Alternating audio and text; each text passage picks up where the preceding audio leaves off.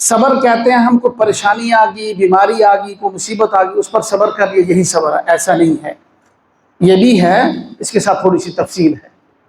3 چیزیں لکھی ہیں مفسرین نے کہ جن پر صبر کرنا صبر کہلاتا ہے۔ سب سے پہلے نمبر پر صبر علی الطاعہ، طاعت کرنے پر، نیکی کرنے پر صبر کرنا۔ ایک آدمی کو نیکی کر رہا ہے اور نیکی کرنے میں اس کو مشقت پیش آ رہی ہے، گھٹنے کام نہیں کر رہے، وہ پھر بھی چل کے مسجد کے اندر آ رہا ہے، اور پریشانیاں ہیں، بارش ہو رہی ہے اور سردی ہے، گرمی ہے، بڑھاپا ہے، تھکاوٹ ہے، اس کے باوجود وہ مسجد کے اندر چل کے آ رہا ہے، یہ صبر کر رہا ہے۔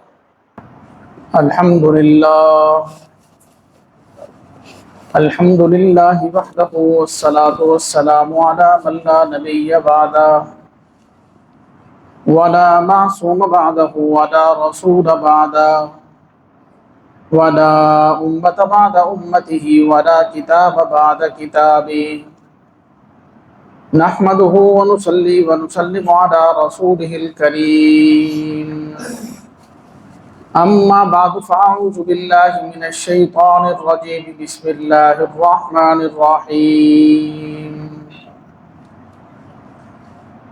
يا بني إنها إن تك مثقال حبة من خردل فتكن في صخرة أو في السماوات أو في الأرض يأت بها الله إن الله لطيف خبير يا بني أقم الصلاة وأمر بالمعروف وانه عن المنكر واصبر على ما أصابك إن ذلك من عزم الأمور وقال النبي صلى الله عليه وسلم مروا أولادكم بالصلاة وهم أبناء 7 واضربوهم عليها وهم أبناء 10 أو كما قال رسول الله صلى الله عليه وسلم صدق الله مولانا العظيم وبلغنا رسوله النبي الكريم ونحن على ذلك لمن الشاهدين والشاكرين والحمد لله رب العالمين اللهم صل على محمد وعلى آل محمد كما صليت على إبراهيم وعلى آل إبراهيم إنك حميد مجيد اللهم بارك على محمد وعلى آل محمد كما باركت على إبراهيم وعلى آل إبراهيم إنك حميد مجيد۔ اللہ کے سب تکریم و تعظیم، واجب الاحترام معزز و مکرم دوستوں اور بزرگوں، گزشتہ جمعۃ المبارک ہم نے سورۃ اللقمان کا دوسرا رکوع شروع کیا، جس کا ایک پارٹ، ایک حصہ ہم نے پڑھ لیا، جس کے اندر اللہ پاک جل شانہ نے لقمان علیہ السلام کی دانائی اور حکمت کا تذکرہ فرمایا، اور اس کے ساتھ ساتھ ان کی چند نصیحتیں جو اپنے بیٹے کو تھی، ان نصیحتوں کا تذکرہ کیا، جن میں سے سب سے پہلی نصیحت کیا تھی کہ اللہ کے ساتھ کسی کو شریک نہیں ٹھہرانا، اس پر خوب بات ہو گئی ہماری۔ اور دوسری نصیحت ہے کہ والدین کے ساتھ حسن سلوک کرنا ہے، اس پر بھی بات ہوئی۔ اور میں نے عرض کیا تھا کہ تقریباً اس رکوع کا اگر ہم تفصیل کے ساتھ مطالعہ کریں، اس کو پڑھیں، اس میں غور و فکر کریں، تو ہمیں معلوم ہوگا کہ یوں سمجھے کہ پورا دین سمٹا ہوا ہے اسی رکوع کے اندر، اشاروں کی شکل میں، خلاصے کی شکل میں، کلیات جزیات کی شکل میں، پورے دین کا یوں سمجھے کہ خلاصہ ہے اس رکوع کے اندر۔ تو اب آج انشاءاللہ مکمل کریں گے ان کی لقمان علیہ السلام کے اپنے بیٹے کو جو نصیحتیں ہیں، ان میں سے اگلی نصیحت 5 آیتیں ہیں آج ہمارے سبق کی تقریباً۔ یا بنی انہا ان تک مثقال حبۃ من خردل فتکن فی صخرۃ او فی السماوات او فی الارض یأت بها اللہ۔ مفسرین لکھتے ہیں کہ یہاں پہ انہا کے اندر جو ہا ہے نا، اس ہا کا مطلب ہر نیک عمل اور ہر برا عمل ہے جو بھی انسان کرے گا۔ گویا کہ لقمان علیہ السلام اپنے صاحبزادے سے فرما رہے ہیں یا بنیا، اے میرے پیارے بیٹے، انہا اگر کوئی بھی تو عمل کرے گا، چاہے نیکی کا ہو چاہے برائی کا ہو، وہ جہاں بھی ہوگا، مثقال حبۃ، رائی کے دانے کے برابر، کیونکہ رائی کا دانہ سب سے چھوٹا دانہ ہوتا ہے، اور کوئی کسی چھوٹی سب سے چھوٹی چیز کی مثال دینی ہو تو اس کے لیے رائی کا دانہ جو ہے نا یہ لفظ استعمال کیا جاتا ہے۔ تو گویا یہ بتا رہے ہیں لقمان علیہ السلام کے، اے بیٹے اگر رائی کے دانے کے برابر بھی کوئی عمل ہے نا تو نے کیا ہے، وہ جہاں بھی ہوگا وہ قیامت کے دن حاضر ہوگا، اللہ کی بارگاہ میں پیش ہوگا، چھپ نہیں سکے گا۔ سورۃ کاف کے اندر اللہ پاک جل شانہ نے ارشاد فرمایا کہ رقیب عتید، ہر بندے کے ساتھ ایک جو ہے محافظ مقرر ہے، جو اس کی نیکیاں لکھ رہا ہے، جو ہر بات اس کی نوٹ ریکارڈ جمع ہو رہا ہے اس کا۔ اور سورۃ الانفطار کے اندر فرمایا، اذا السماء انفطرت، جو سورۃ ہے اس کے اندر فرمایا کہ کرامن کاتبین یعلمون ما ان علیکم لحافظین، تمہارے اوپر دو محافظ مقرر ہیں، کرامن کاتبین ہیں، یعلمون ما تفعلون، جو کچھ تم کرتے ہو وہ جانتے ہیں، تمہاری ہر بات نوٹ ہو رہی ہے، دائیں کندھے والا فرشتہ، بائیں کندھے والا فرشتہ، روزانہ کا صبح سے شام تک کا ریکارڈ جمع ہو رہا ہے۔ اور قرآن پاک میں یہ بھی ہے کہ تمہاری آنکھ کے اشارے سے اگر تم نے کوئی برائی کی ہے یا دل کے اندر ہے چھپی ہوئی ہے، اس کو بھی اللہ پاک حاضر کریں گے قیامت کے دن، وہ بھی نہیں رہ سکے۔ سنن ترمذی کی حدیث ہے، حضرت ابو ہریرہ رضی اللہ تعالیٰ عنہ راوی ہیں، فرمایا کہ نبی کریم صلی اللہ علیہ وسلم نے ارشاد فرمایا کہ قیامت کے دن انسان کو پتہ چلے گا، ایک عمل اس نے ایسا کیا ہوگا جس کو وہ چھوٹا سمجھ رہا ہو، یہ کام جو ہے وہ بالکل چھوٹا سا ہے، لیکن اس گناہ کی وجہ سے وہ جہنم میں 70 سال تک گرتا چلا جائے گا۔ سنن ترمذی کی حدیث ہے، سیاستہ کی حدیث ہے، 70 سال تک جہنم میں گرتا چلا جائے گا، ایک کام کو معمولی سمجھ رہا ہے۔ ہم کبھی ایسا کرتے ہیں تو ایک بات چٹکلا چھوڑ دیتے ہیں، ایسے جاتے جاتے بندے کو چھیڑ دیا، اور چھیڑا ایسے لفظ سے جس سے اس کی ٹوک ہے، جس سے اس کا دل دکھا ہے، جاتے جاتے کر دی بات۔ بڑی گاڑی پہ جا رہے ہیں ہم اور بائک والا سے غلطی ہوگی، کوئی رکشے والا ہے، کیسے ہیں، ہم اللہ کا شکر ادا کیا کریں، اللہ نے ہمیں اچھی سواری دی ہے، اچھی گاڑی دی ہے، تو وہ تکبر کرنے کے لیے نہیں دی، وہ عاجزی کے لیے دی ہے تاکہ ہم شکر ادا کریں۔ جو دھوپ میں ہے، پسینے میں ہے، ٹھنڈی ہوا کے اندر ہے، اس کی حالت کو دیکھیں اور اپنی حالت کو دیکھیں، وہ بھی ہماری طرح کا انسان ہے، وہ کریم ہے، اس نے ہمارے اوپر کرم کر دیا، ہمیں بند جگہ کر، تھوڑا سا ہم انتظار کر لیں گے، ایسا کر لیں گے تو کیا ہو جائے گا۔ پیدل گزرنے والوں کو بھی ہم گزرنے نہیں دیتے، روڈ کے اوپر سے ہارن دے رہے ہوتے ہیں کہ پیچھے ہٹ جاؤ، مجھے پہلے جانا ہے، مجھے جانا ہے، چارے گھنٹوں ہم دیکھتے ہیں یہاں خواتین روڈ کراس کرنے کے لیے بیچاری کام والی جا رہی ہوتی ہیں، وہ گھنٹہ گھنٹہ کھڑی ہیں، کسی گاڑی والے کو ترس نہیں آ رہا ہوتا۔ حالانکہ ہمارے دین میں تو یہی سمجھایا جا رہا ہے کہ بھائی اس کا لحاظ کرو، چھوٹی سی بھی نیکی کرو گے، چھوٹی سی بھی برائی کرو گے، اور تو جو ہے اس کی پوچھ ہوگی، اللہ پاک کے ہاں اس کی پوچھ ہوگی۔ تو کبھی کبھی میں نے عرض کیا کہ ہم ایسا کرتے ہیں، ایک بندے کو جاتے ہوئے جو ہے نا وہ ٹوک دیتے ہیں، اس کا دل دکھتا ہے، اور ایک دن نہیں دکھتا، ہفتہ ہفتہ پریشان رہتا ہے، مہینہ مہینہ پریشان رہتا ہے، اور ہم کیا کہ فارغ ہو گئے، ہمارے نزدیک تو وہ معمولی بات تھی۔ اب اس نے دل ہی دل میں کتنی بددعائیں کی ہیں، کتنا پریشان ہوا ہے، اس کی وجہ سے ہمارا کیا حشر ہوگا، ہمیں خود اندازہ کر لینا چاہیے۔ اسی کو اللہ پاک جل شانہ فرما رہے ہیں، انہا ان تک مثقال حبۃ من خردل، اے میرے پیارے بیٹے اگر کوئی تیرا برا عمل، کوئی نیک عمل کہیں بھی ہوگا، رائی کے دانے کے برابر ہوگا، کسی اندھیرے میں ہوگا، پتھروں کے نیچے ہوگا، پہاڑوں میں ہوگا، جہاں تو نے چھپ کر بھی کوئی کام کیا ہے، جہاں بھی کوئی تیرا عمل ہوگا، اللہ پاک جل شانہ قیامت کے دن اس کو لے آئیں گے، یأتی بہ اللہ، وہ سامنے پیش کیا جائے. ان اللہ لطیف خبیر، بے شک اللہ پاک جل شانہ بڑے باریک بین ہیں، بڑے باریک بین. بھائی یہ بچوں کو ذرا پیار سے سمجھا دیں، ساتھ کمرے میں بھیج دیں تو ساتھی ان کو ذرا پریشان کر دیں.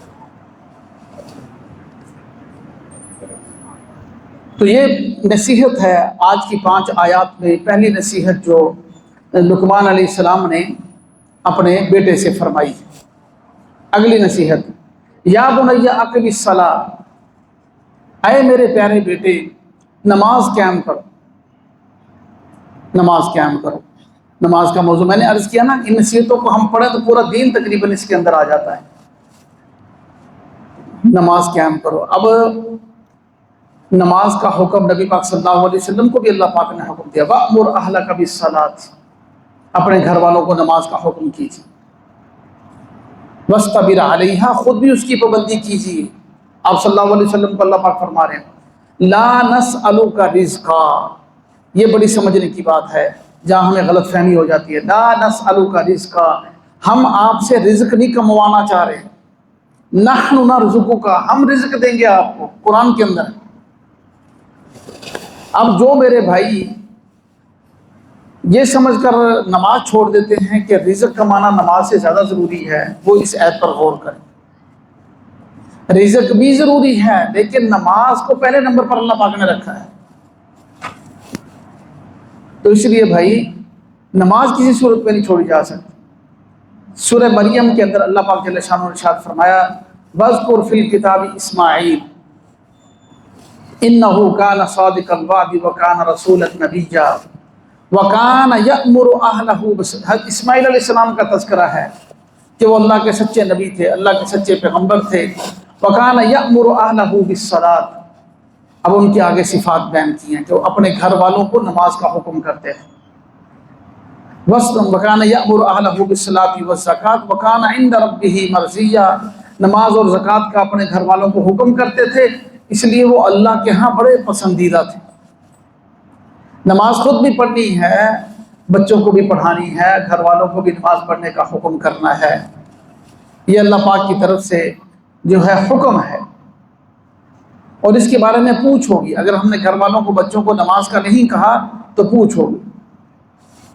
اور نماز اس پر بہت بے شمار مرتبہ ہماری بات ہو چکی ہے کہ نماز ہم یہ مت سمجھیں کہ یہ 15-20 منٹ کی ایک ایکٹیویٹی ہے، تھوڑا سا بس رکوع سجدے کر لو بات ختم. ایسا نہیں ہے. اس کو میں نے کئی مرتبہ ثابت کیا کہ نماز پوری زندگی ہے، پوری زندگی ہے. واللہ قسم اٹھا کر، میں حدیث میں تو ہم بعد میں جائیں گے نا، میں قرآن سے یہ بات ثابت کر سکتا ہوں کہ نماز پوری زندگی ہے. جس بندے کی نماز ٹھیک ہوگی اس کی ساری زندگی سدھر جائے. مشہور آیت ہم پڑھتے ہیں ان الصلاۃ تنہی عن الفحشاء والمنکر، نماز بے حیائی اور برائی سے روکتی ہے. ایک صاحب چوری کرتے ہیں، صحابہ نے عرض کی یا رسول اللہ فلاں صاحب چوری بھی کرتے ہیں اور آپ کے پیچھے نماز بھی پڑھتے ہیں. آپ نے فرمایا کہ کوئی بات، ان قریب اس کی نماز اس کو روک دے گی. نماز کی یہ تاثیر ہے، اگر نماز نہیں روک رہی تو ہماری نماز ٹھیک نہیں ہے، کہیں نہ کہیں ہم سے نماز میں خرابی ہے. تو اس لیے بھائی ہم کوشش کریں.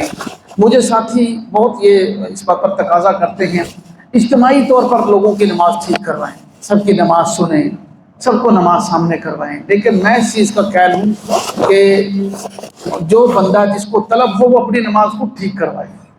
کہ جی ذرا بیٹھے میری نماز دیکھیں. ہم حاضر ہیں، 24 گھنٹے حاضر ہیں، دن کو حاضر ہیں، رات کو حاضر ہیں. رکوع کیسے کرنا ہے، سجدہ کیسے کرنا ہے، اور صحیح نماز ہم نے کیسے پڑھی. اور ایک بات ہم یہ ذہن میں رکھ لیں، گاڑی کو سروس نہ کروائیں، ٹیوننگ نہ کروائیں تو وہ خراب ہو جاتی ہے.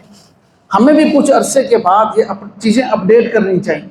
اپنی نماز جو صورتیں یاد ہیں ہمیں قرآن پاک میں کبھی سنا لینی چاہیے، اتحیات سنا لینی چاہیے، دعائے قنوت سنا لینی چاہیے، نماز کو ٹھیک کرنا چاہیے. ایک اور بڑی بات میرے ذہن میں آئی، میں نے خاص طور پر کوشش کی تھی کہ یہ بھی یاد کروں. اور نماز ہم یہ سمجھتے ہیں کہ صرف فرض پڑھ لیے اور وتر پڑھ لیے نماز ختم ہو، یہ بھی بہت بڑا دھوکہ ہے. ہمارا 80% طبقہ جو ہے جمعہ کی دعا ہوتے ہی فوراً نکل جاتا ہے. शायद हम बदगुमानी नहीं करते कि वो नहीं पढ़ते होंगे, घर जाके पढ़ते होंगे, लेकिन अक्सरियत नहीं पढ़ती हो ये, क्योंकि हालात ऐसे हैं ना जी। हम देखते हैं जो पूरा हफ्ता नहीं आते मस्जिद में, तो अब अगर आए हैं तो वो सिर्फ फर्ज पढ़ने के लिए आए। तो इसलिए सुन्नतों का पढ़ना ज़रूरी है।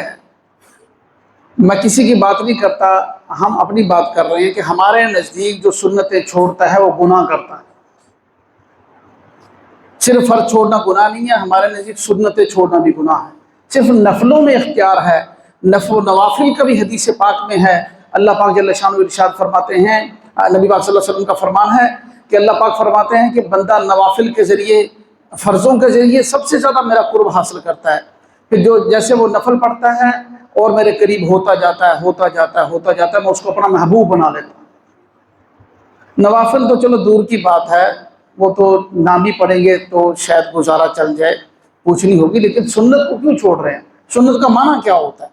सुन्नत नबी पाक सल्लल्लाहु अलैहि वसल्लम की सुन्नत, आपका तरीका। क्या आपके तरीके को छोड़ के कोई बंदा ये कह सकता है कि मैं जन्नत में चला जाऊंगा या मुझसे पूछनी हो? सुन्नत मौक़दा हूँ या गैर मौक़दा हूँ, सब जो है, मौक़दा का मतलब जिसकी आप सल्लल्लाहु अलैहि वसल्लम ने बहुत ज़्यादा ताकीद फरमाई, गैर मौक़दा जिसकी बहुत ज़्यादा ताकीद नहीं फरमाई, हमें सब का एहतमाम करना चाहिए। और हमारे जो असलाफ गुजरे हैं उन्होंने ये बात लिखी है, तजर्बे से ये बात साबित है, जो बंदा नवाफिल का एहतमाम करता है उसको सुन्नतों की तौफीक भी होती है।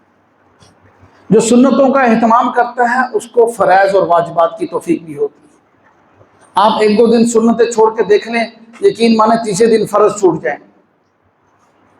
नफल छोड़ के देख लें, तीसरे दिन सुन्नतें छूट जाएंगी। छोटा अमल बड़े अमल पर आदमी को खड़ा करता है। इसलिए भाई पूरी नमाज हम पढ़ने की कोशिश किया करें, सुनन और नवाफिल के साथ। हाँ, मजबूरी हो कभी कभार, मजबूरी में तो शरीयत बहुत सी चीज़ों की छूट देती है, कभी कभार तो मजबूरी हो सकती है, लेकिन रोज़ नहीं हो सकती। हमेशा सुन्नत और नवाफिल के साथ हम पूरी नमाज पढ़ने का जो है ना वो एहतमाम करें। एक और पहलू है यहाँ पर, या बुनैया अक़िमिस सलात, ऐ बेटे नमाज क़याम कर। तो इसके अंदर एक पहलू है कि मैंने खुतबे में हदीस भी पढ़ी है, नबी पाक सल्लल्लाहु अलैहि वसल्लम का फरमाना, मुरू औलादकुम बिस्सलाति वहुम अबनाउ सबईन, जब तुम्हारे बच्चे 7 साल के हो जाएं तो उनको नमाज पढ़ने का हुक्म करो। वज़रिबूहुम अलैहा वहुम अबनाउ आशरिन, जब 10 साल के हो जाएं नमाज ना पढ़े, ना पढ़ने पर उनको मारो। ये हदीस के अल्फाज। अब कोई और हो तो हम कह सकते हैं कि यार ये बड़े दज्जाल किस्म के लोग हैं, इतने सख्त हो, इतने लोग हैं जो बच्चों को मारते हैं, ये करते हैं, वो करते हैं। किसी के बारे में तो ये हम फतवा लगा सकते हैं ना, कह सकते हैं। ये अब तो कानून बन गए हैं कि वालिदैन जो है वो बेटों पर सख्ती नहीं कर सकते। बेटा पुलिस बुला सकता है कि मुझे बाप ने सख्ती की। ज़हनी तौर पर हम गुलाम हैं, वही गुलामाना कवानीन अपने अंदर जो है ना वो नाफिज कर रहे हैं, अपने अंदर पास कर रहे हैं। लेकिन ये अल्फाज किस हस्ती के हैं जो इस कायनात में उम्मत पर सबसे बड़े शफीक हैं?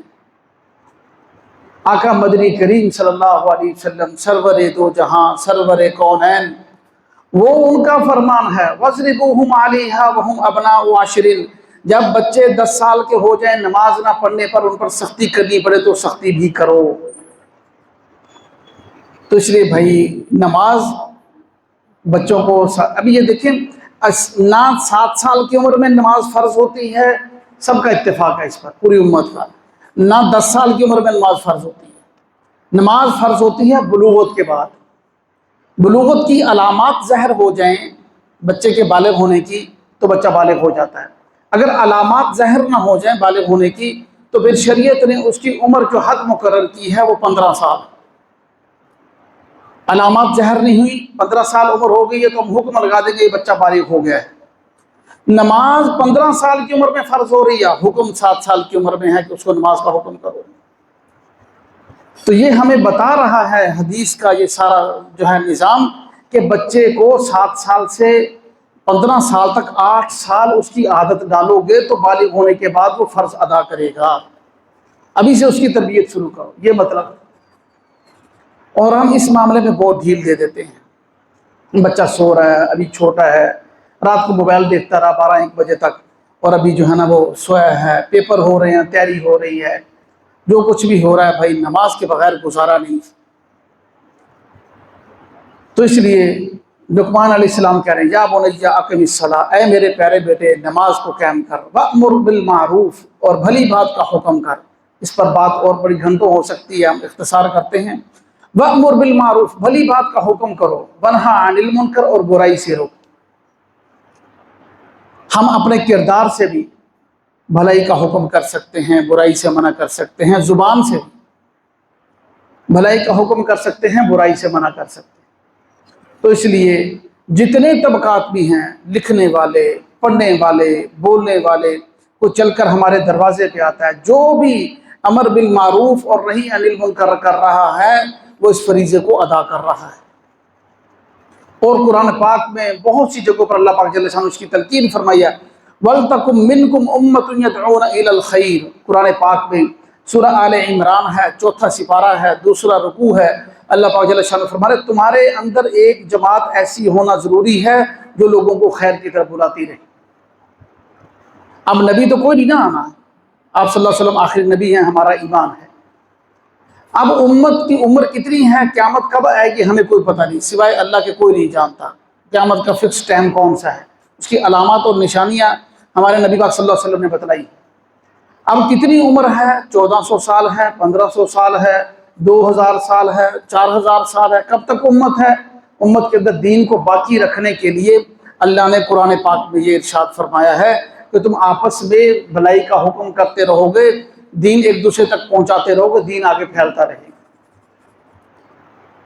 اور اس کے لیے وقت کچھ بھی ہم وضع کر سکتے ہیں۔ اب دیکھو کہ یہ جو ہے ہماری نصاب کی کتابیں ہیں، دین کی کتابیں ہیں، اب قرآن پاک جو ہے اس کو جمع حضرت ابوبکر صدیق رضی اللہ تعالیٰ نے کیا، پھر حضرت عثمان رضی اللہ عنہ نے اس کے نسخے لکھوا کر جو ہے اس کو جو ہے وہ تقسیم کیا گیا تاکہ ایک ہی رسم الخط کے ساتھ قرآن جو ہے وہ پوری دنیا میں پھیل جائے۔ اس کے بعد بخاری 200 300 سال بعد لکھی گئی، مسلم اور دوسری کتابیں کوئی 60 سال بعد، 70 سال 100 سال بعد، 150 سال بعد کتابیں لکھی گئی حدیث کی۔ اب ان کا ہم نے ایک نصاب مقرر کر دیا، اب ہم وہ بچوں کو پڑھاتے ہیں۔ یہ ہمارے اس کو ہم یہ نہیں کہتے کہ یہ فرض ہے اس کو پڑھنا، یہ دین حاصل کرنے کا ایک ذریعہ ہے۔ اسی طرح یہ دعوت و تبلیغ، امر بالمعروف اور نہی عن المنکر کا اگر کوئی بندہ طریقہ وضع کر لیتا ہے تو اس کو یہ نہیں کہہ سکتے کہ وہ بدعت کر رہا ہے، وہ حرام کر رہا ہے، وہ قرآن و حدیث کے خلاف کر رہا ہے۔ وہ کون سا کہہ رہا ہے کہ یہ فرض اور واجب ہے، یہ قرآن و حدیث ہے۔ تو کسی بھی طریقے سے ہم کوشش کریں۔ اب دیکھو آج سے 20 سال پہلے کسی کو پتہ بھی نہیں تھا کہ سوشل میڈیا کے ذریعے بھی تبلیغ ہو سکے گی، سوشل میڈیا کے ذریعے بھی دین پھیلایا جا سکے گا۔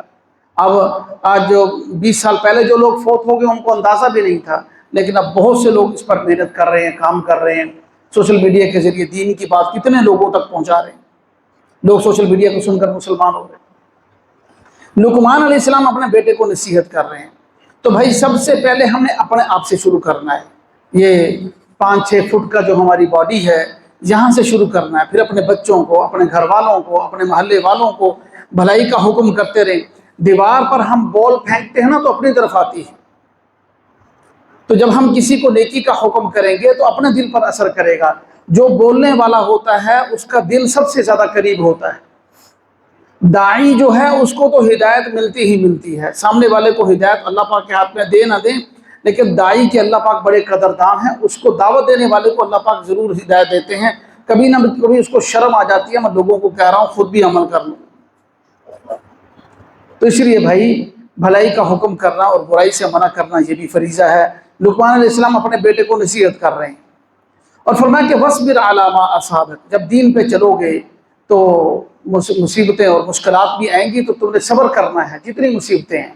اب یہاں پر یہ جو صبر کا لفظ ہے نا، یہ ہم نے خاص کر دیا ہے مصیبت کے ساتھ۔ اس کی وضاحت بھی آج ہم تھوڑی سی سن لیں۔ صبر کہتے ہیں ہم کو پریشانی آ گئی، بیماری آ گئی، کوئی مصیبت آ گئی، اس پر صبر کر لیا، یہی صبر ہے، ایسا نہیں ہے۔ یہ بھی ہے، اس کے ساتھ تھوڑی سی تفصیل ہے۔ 3 چیزیں لکھی ہیں مفسرین نے کہ جن پر صبر کرنا صبر کہلاتا ہے۔ سب سے پہلے نمبر پر صبر علی الطاعہ، طاعت کرنے پر، نیکی کرنے پر صبر کرنا۔ ایک آدمی کو نیکی کر رہا ہے اور نیکی کرنے میں اس کو مشقت پیش آ رہی ہے، گھٹنے کام نہیں کر رہے، وہ پھر بھی چل کے مسجد کے اندر آ رہا ہے، اور پریشانیاں ہیں، بارش ہو رہی ہے اور سردی ہے، گرمی ہے، بڑھاپا ہے، تھکاوٹ ہے، اس کے باوجود وہ مسجد کے اندر چل کے آ رہا ہے، یہ صبر کر رہا ہے، نیکی کرنے پر صبر، یہ بھی صبر کے اندر شامل ہے، صبر کے مفہوم کے اندر شامل ہے۔ اور صبر کے دوسرا معنی ہے صبر علی المعصیہ، گناہوں سے رکنے پر، گناہ کرنے کو جی چاہ رہا ہے پھر بھی صبر کر رہا ہے، گناہ نہیں کر رہا، یہ بھی صبر کے مفہوم کے اندر داخل ہے۔ وہ جس کو ہم صبر سمجھتے ہیں وہ تیسرے نمبر پر ہے، صبر علی المصیبہ، مصیبت آ جائے تو اس پر صبر کیا جائے، یہ بھی صبر کے اندر شامل ہے۔ تو جب انسان دین پہ چلتا ہے تو لازمی بات ہے پریشانی آتی ہیں۔ سب سے زیادہ اللہ کے قریب کون تھے؟ انبیاء، اور سب سے زیادہ مصائب انبیاء پر آئے۔ انبیاء کو آروں کے ساتھ چیر دیا گیا، آپ صلی اللہ علیہ وسلم کی حدیث ہے۔ ایک نبی کو آرے، زکریا علیہ السلام، ایک نبی کو آرے کے ساتھ چیر دیا گیا، آپ کی حدیث ہے۔ اتنی مصیبتیں ہیں، اور آپ صلی اللہ علیہ وسلم نے فرمایا جتنا مجھے ستایا گیا کسی نبی کو نہیں ستایا گیا۔ اللہ کے سب سے زیادہ قریب، اور ہم سب کا ایمان ہے اللہ کے بعد اگر کسی کا درجہ ہے، وہ سب سے زیادہ بڑا درجہ، سب سے اونچا مقام وہ ہمارے نبی پاک صلی اللہ علیہ وسلم کا مقام۔ آپ فرما رہے ہیں کہ مجھے سب سے زیادہ ستایا گیا، آپ نے صبر کیا نا، تو یہ صبر کرنا انبیاء کی سنت ہے، نیک لوگوں کی سنت ہے، اور جو بھی مصیبت ہے اس پر صبر کرنا۔ فرمایا کہ اللہ پاک جل شانہ نے ساتھ یہ بھی فرما دیا ان ذالک من عزم الامور، یہ جتنے کام ہیں، نماز خود بھی قائم کرنا، بھلائی کا حکم کرنا، برائی سے منع کرنا، اور جو ہے مصائب پر صبر کرنا، یہ ہمت کے کاموں میں سے ہے، ہمت کرنی پڑے گی۔ اگر کوئی آدمی سستی کرتا ہے، کہتا ہے کہ مجھے جو ہے بڑا کنفرٹیبل فیل ہو، میں مشکل مصیبت میں جو ہے نا وہ نہیں برداشت کر سکتا، تو وہ ہمت نہیں ہے، ہمت تو کرنی پڑے گی یہ کام کرنے کے، اس کے بغیر گزارا نہیں۔ اور آگے فرمایا کہ وَلَا تُصَعِّرْ خَدَّكَ لِلنَّاسِ، اے میرے پیارے بیٹے، لقمان علیہ السلام اپنے بیٹے کو نصیحت کر رہے ہیں، اے میرے پیارے بیٹے، لوگوں کے سامنے اپنے گال پھلا کر مت پھرنا، تکبر اور غرور کے ساتھ لوگوں کے سامنے مت پھرنا، بس اوقات یہ مزاج بن جاتا ہے۔ آپ صلی اللہ علیہ وسلم کا جو حلیہ مبارک ہے نا، ترمذی شریف کا ایک حصہ ہے، ترمذی شریف حدیث کی کتاب ہے، اس کا ایک پارٹ ہے شمائل ترمذی۔ شمائل کا مطلب یہ ہے کہ آپ صلی اللہ علیہ وسلم کے جو آپ نے ذاتی حالات تھے، آپ کا جسم مبارک کیسے تھا، آپ کے ہونٹ مبارک کیسے تھے، دندان مبارک کیسے تھے، اس کے اندر شمائل کے اندر ساری وہ حدیثیں جمع کی گئی جس کے اندر آپ کا حلیہ مبارک اور آپ کے ذاتی حالات کا بیان کیا گیا ہے، صحیح احادیث کے اندر۔ اس کے اندر یہ لکھا کہ آپ صلی اللہ علیہ وسلم کے چہرے پر ہر وقت مسکراہٹ رہتی تھی، ہلکی سی مسکراہٹ ہر وقت آپ کے چہرے کے اوپر رہتی تھی۔ تو گال پھلا کر پھرنا غصے کے ساتھ اور اپنے آپ کو باوقار ظاہر کرنا یا ایٹیٹیوڈ دکھانا، یہ قرآن منع کر رہا ہے۔ وَلَا تُصَعِّرْ خَدَّكَ لِلنَّاسِ وَلَا تَمْشِ فِي الْأَرْضِ مَرَحًا، اور زمین کے اندر اکڑ کر نہیں چلنا۔ اللہ پاک جل شانہ فرما رہے ہیں اکڑنے کی بھائی ضرورت کیا ہے، ہم ہیں کون؟ ابھی ملک الموت آئے، ہمارے کو زبردستی ہے؟ کسی بندہ کو آج تک کو ہے زمین پر جس نے کہا ہو کہ جو ہے میں نہیں جانا چاہتا؟ کوئی کچھ نہیں کر سکتا، درمیان میں لٹکا ہوا ہے، زمین کے نیچے ہے، آسمانوں کے اوپر ہے، جہاں کہیں اس کی موت لکھی ہے آ جانی ہے، کوئی ملک الموت کو زبردستی واپس نہیں بھیج سکتا، نہ رشوت چلے گی، نہ زور چلے گا، نہ طاقت چلے گی، کچھ بھی نہیں چلے گا۔ تو اکڑنے کی کیا ضرورت ہے؟ وَلَا تَمْشِ فِي الْأَرْضِ مَرَحًا، زمین کے اندر اکڑ کرنا چلو۔ إِنَّ اللَّهَ لَا يُحِبُّ كُلَّ مُخْتَالٍ فَخُورٍ، اللہ پاک جل شانہ تکبر کرنے والے، اترانے والے کو پسند نہیں کرتے۔ حدیث پاک ہے، حدیث قدسی، اللہ پاک جل شانہ فرماتے ہیں الکبریاء ردائی، تکبر میری چادر ہے، جو اس کو کھینچنے کی کوشش کرے گا میں اس کے ٹکڑے ٹکڑے کر دوں گا، حدیث کے الفاظ۔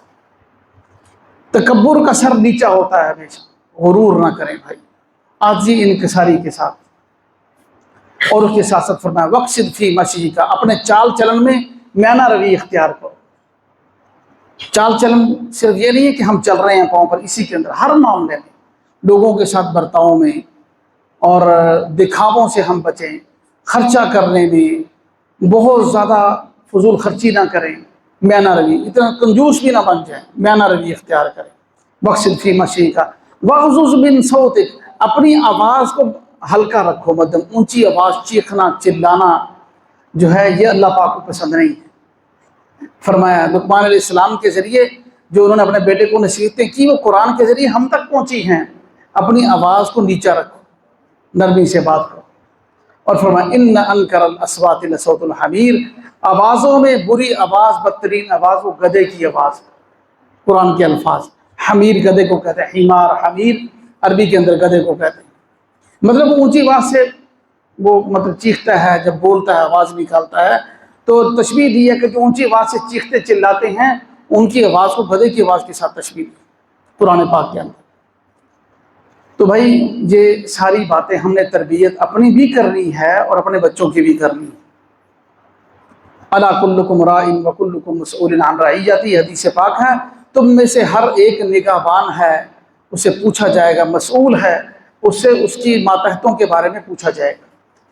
اپنے بچوں کو دین سمجھائیں، ان کو سکھائیں، ہمدردی پیدا کریں، نماز کا شوق پیدا کریں، اور کوشش کریں بچے جب سمجھدار ہو جائیں ان کو مسجد میں لے کر آئیں. سمجھدار کا لفظ میں نے ساتھ بولا ہے.